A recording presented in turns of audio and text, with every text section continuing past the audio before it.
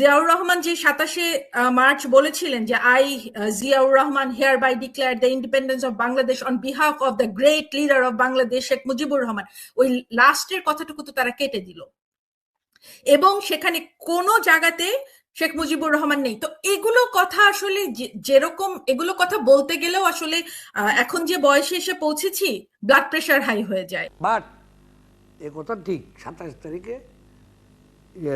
জিয়া রহমান সাহেব উনি কিন্তু একটা ঘোষণা দিছিলেন, এবং প্রথমে যে ঘোষণাটা দিচ্ছেন সেটা হলো, আমি মেজর জিয়া বলছি আমি বাংলাদেশের স্বাধীনতা ঘোষণা করছি ইত্যাদি ইত্যাদি। ঠিক আমরা খুশি হয়েছি খুব এটা শুনে। ঠিক পরক্ষণেই কিন্তু আমরা চিন্তা করলাম কি বঙ্গবন্ধুর নাম নাই কেন। এটা করতে করতে আমরা বাসায় খাইলাম, খাওয়ার পর দেখি যে এটা চেঞ্জ হয়ে গেছে। আমি major Zia on behalf of great leader Bangabandhu Sheikh Mujibur Rahman declare hereby ইত্যাদি ইত্যাদি। তাহলে দেখেন এটা কিন্তু একটা স্পার্ক করছে, এটা তো অস্বীকার করার উপায় নাই, এটা একটা স্পার্ক করছে। তো এটাকে কি বাদ দিব আমরা, ইতিহাসকে বাদ দিতে পারবো?